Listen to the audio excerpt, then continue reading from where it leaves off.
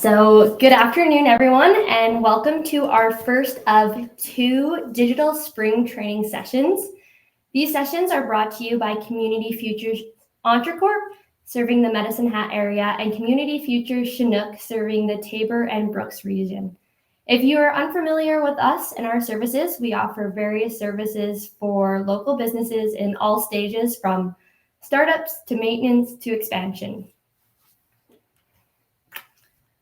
My name is Grace Evans, and I'm the Digital Service Squad team member for Community Futures Chinook and Entre-Corp.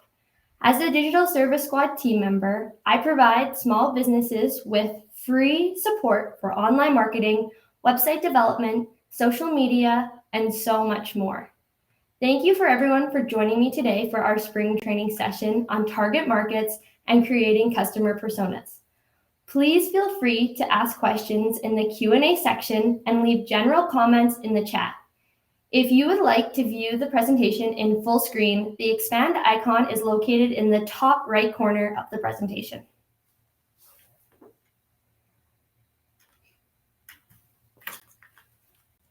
I'm sure most of you here have heard the term target market before. However, I'm here to help you understand what this means and how knowing these two words can change the whole course of your marketing strategy.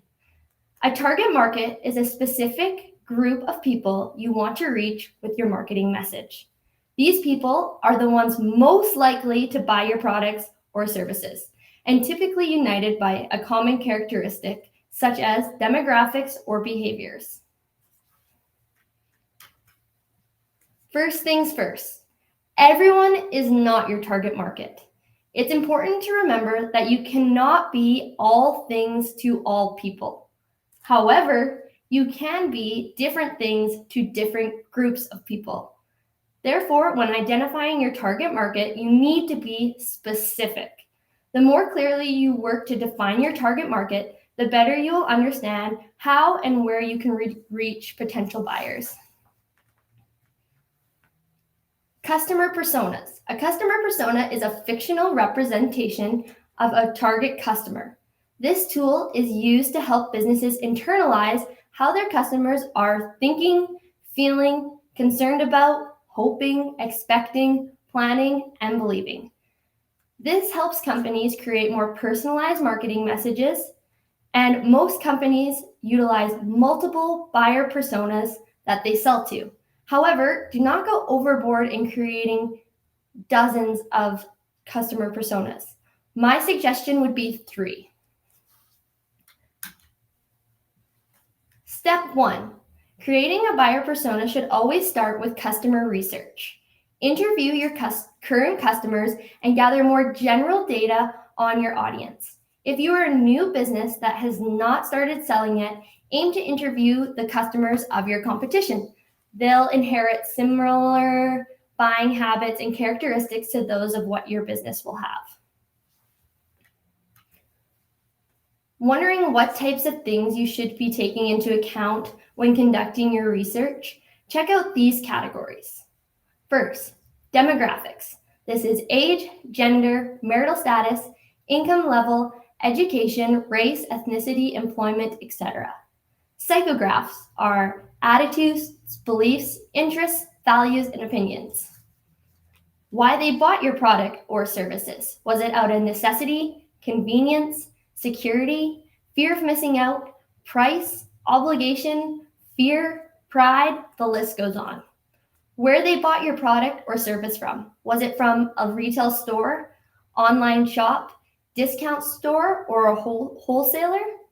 How is your product used? What are the functions of your product or service that is most important to your customer? Next, what solution does your product and or service provide? How does your product or service enhance your customer's life? This is selling the benefit of what you're doing versus a feature. How is your product going to provide the customer in question benefit versus just providing them with another feature of what you're doing? How is this going to make your customer's life better? Or how is this going to benefit them? How often do they buy it? What is the frequency in which this product or service is needed? Are you buying it once? Is it something you're buying weekly? Is it something you're only buying once in a lifetime? Is it something you have to replace every 6 months, year, so on? It's just the frequency of which you're coming back to purchase that specific item. Like a cell phone, for example, we're kind of in this spiral of every 2 years, a cell phone provider wants to sell you a new cell phone. We can even find that our cell phones are slowing down, are getting old, and things aren't working after 2 years. And this all goes back to that. How often do they buy it? Frequency, and that all plays into the marketing strategy. And what are the objections to a customer buying your product? What may cause a customer to consider not buying your product or services? Is there someone that offers it cheaper? Is there a better option out there? Is there an easier way they can get this product without going to your business? And then lastly, it's communication preference. Social media, text, phone, email, print. When we look at different demographics of people, we see different ways and different channels of which they're being communicated to.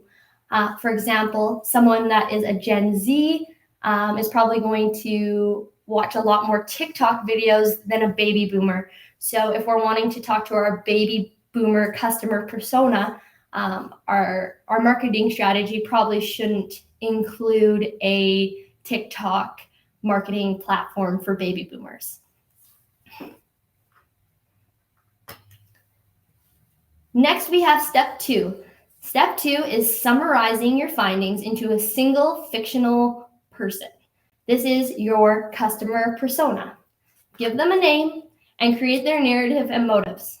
In the next slide, I'll lead you through an exercise to show you a fictional customer persona from a fictional business to help you understand the process and how to do this activity for your business.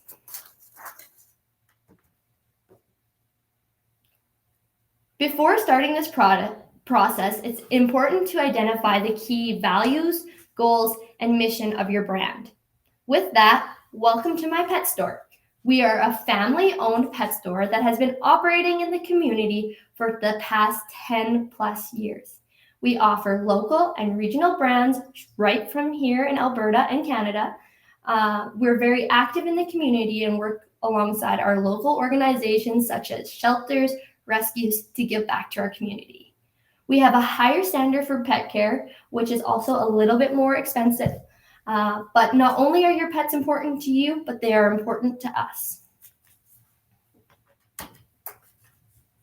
Meet Delilah the dog lover. She is the customer persona we will be analyzing today.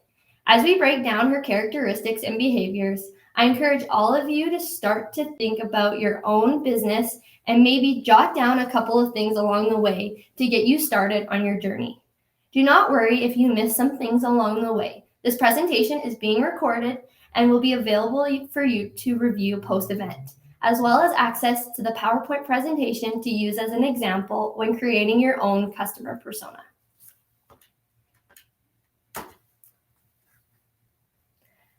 As mentioned before, demographic analysis is a population study based on factors such as race, income, education, marital status, employment, and sex. This data can effectively be segmented into different markets, helping companies target more accurately.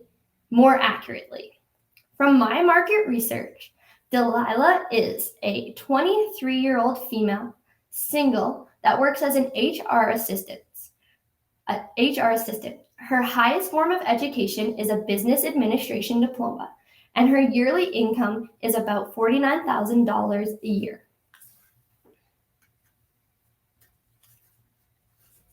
Next, we're looking at the psychographics. Psychographics is the study and classification of people according to their attitudes, aspirations, and other psychological criteria. The psychographs of your target market are those personality traits and attitudes that your customers base their buying decisions on. This part of the exercise is where you can create a narrative for your fictional customer. I like to call this creating your persona's backstory. Delilah, Delilah the dog lover works 50 to 60 hours a week remotely from her home office. She rents a townhouse that she used to share with roommates, but now lives alone. She bought a corgi puppy at the peak of the COVID-19 pandemic. She treats her now 3-year-old dog as if it's her child and prides herself on being the best dog mom. She loves the outdoors and going for walks and taking her dog to the park. Her friends also have fur babies, so this is often a social event. What we can take from this information is things like dog mom, fur babies. So when we're creating and crafting a marketing campaign, when we see these attitudes and language used with their behaviors, it's stuff that we can then take and add into our marketing strategy, such as when we're writing captions for social media, using the term dog mom or fur baby, because we see our customers using it. So then we can then leverage that and use it to our advantage because we've seen this behavior from a repeating amount of clients.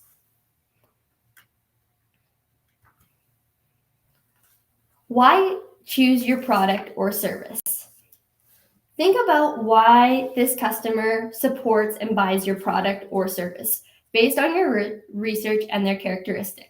As mentioned in prior slides, a lot of the time, our buying decisions are based off of things such as necessity, convenience, security, price, fear of missing out, obligation, pride, etc. So as we can see, Delilah buys from my pet store because we support the local community, and she prides herself on supporting a local business that is giving back to local shelters and rescues, and it's a form of social responsible marketing. So she buys from us because we give back. Our store also values safety and protection, health of all animals. So this provides Delilah with a sense of security. Another reason why she's a repeat customer. She keeps coming back because we've given her a sense of security and with her love for her dog, and she treats us as if it's her child. So she likes that sense of security our store provides her. We offer online ordering and curbside pickup. As a young dog parent, Delilah is always on the go. So she likes the convenience of being able to reserve her dog food online and pick it up, someone carry it to her car.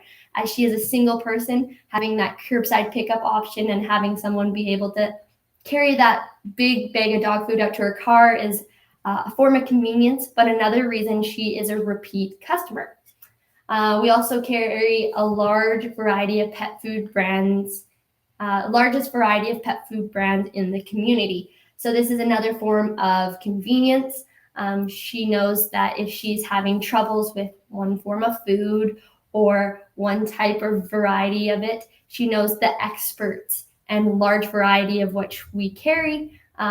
She and her dog will both be happy with the product they're receiving.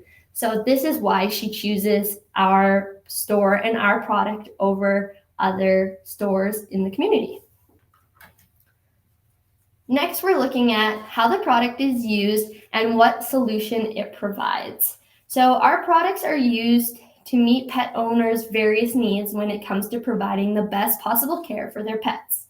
In addition, we cater to young pet owners like Delilah who have no children, so they can allocate a good chunk of their monthly budget towards pampering their pooch by paying for health insurance, food, treats, toys, and the occasional outfit as well. So definitely we're a more high-end pet store that maybe a family that has kids, they might buy from Walmart or different brands that are more affordable, but we provide a higher form of care.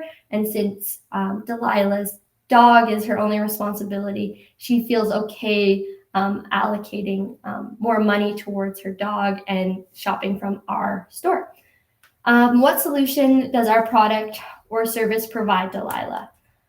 This is selling the benefit of what we do versus selling the feature of what we're doing. So our product provides various solutions to young pet owners like Delilah. We offer solution to various problems, including convenience, that curbside pickup, online ordering, health and wellness. We offer health insurance, different expertise in those areas, socialization, and emotional support. So we know that the pet is important to you and they're important to us as well. And we know with young pet owners, this is very important. How often or how frequently they're buying, and what are the objections to Delilah buying from our business? So Delilah visits the pet store at least once every 3 weeks to buy a large bag of dog food. In addition, she will make sporadic visits based on the needs of her pup: new collar, leash, toys, bones, and treats. So she's visiting the pet store pretty often. What objections would Delilah have from buying from your business? Delilah could purchase her dog food from other pet products from different stores in the community, such as much cheaper options like Walmart, hardware store, or even the dollar store. And lastly, we analyze how did the customer hear about the business? And that is through social media ads and friends and family. As we mentioned, she likes to go to the park and walk her dogs with her friends that also have fur babies. So the word gets around via word of mouth, and that is how Delilah has heard about our product. Where can the customer receive our services? Of course, in-store, online, and curbside pickup. And the best way to communicate with Delilah is social media, but more specifically, social media platforms such as Instagram and TikTok. Delilah also responds to email marketing the best, where she can easily access online deals and shopping. Now that we have completed creating our customer persona, it is now time to take on step 3. Step 3 is creating your roadmap. Use the insight from the customer persona exercise to create a tailored and personalized message that resonates with your target audience. Highlight the benefits, values, and solutions your product or service offers to address their specific needs and pain points. Next, choose the proper marketing channel. Identify the most appropriate marketing channels based on your customer persona and research, and go there. This may include adopting a new channel, especially with younger generations. This often means businesses adopting new channels such as Instagram Reels and TikTok and stuff that we're slowly adopting and we're finding more popular in different demographics. Develop a content strategy. Develop engaging and relevant content such as blog posts, videos, infographics, or podcasts that educates, entertains, and provides value to your target audience. Use language and imagery that aligns with your research, and do research as you've conducted. Personalize your marketing strategy. Leverage the customer persona you've just created to personalize your marketing campaigns. Tailor your offers, promotions, and incentives to align with the preferences and needs of the customer persona you have identified. Refine and iterate. As you gather more data and insight, refine your customer persona if necessary. Stay up to date on market trends, customer preferences, and industry changes. Continuously iterate and improve your marketing strategies to keep up with evolving customers' needs and expectations. This will only enhance your customer relationship with your brand. Lastly, thank you everyone for joining me today. That's the end of our presentation on target markets and building customer personas. If you have any questions, please put them in the Q&A section.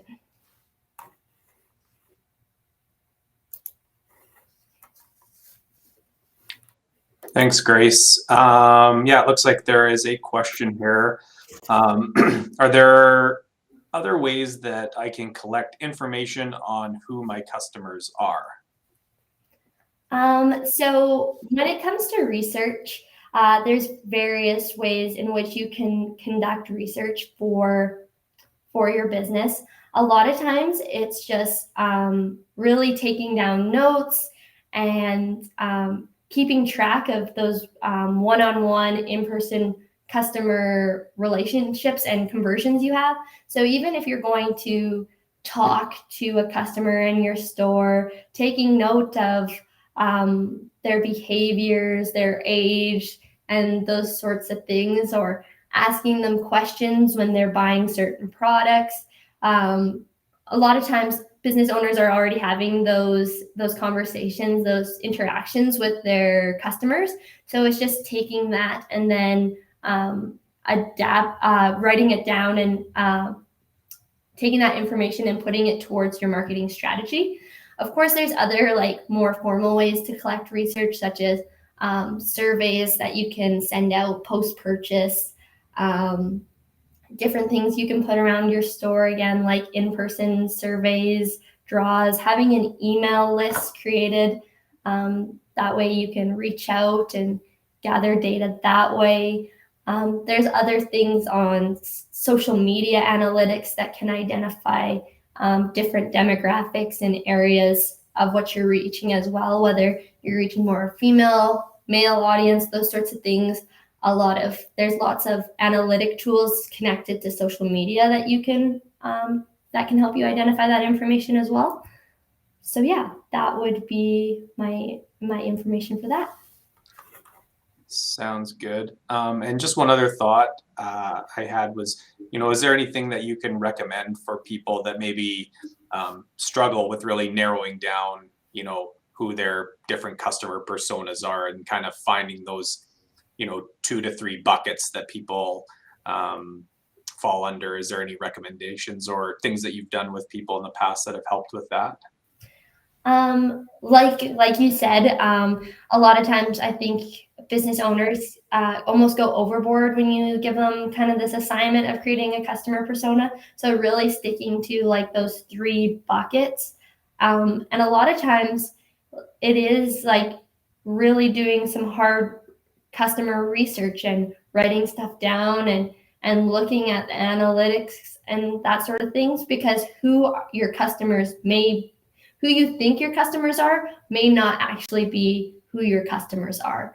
I've worked with businesses that provide certain services to kids, and so they come to me and they say, okay, well, 10 to 12-year-olds boys are my audience, when in reality their actual customer persona or person they're selling to is the parents of the kids. So they need the parents to take down that barrier of purchase or whatever it may be. Like I said, it's really paying attention to who is actually buying and using your product and what they're using it for. And just taking notes of those things. And like I said, any type of reach out is good, as well as just taking the time to really observe the people coming through your door and purchasing your product.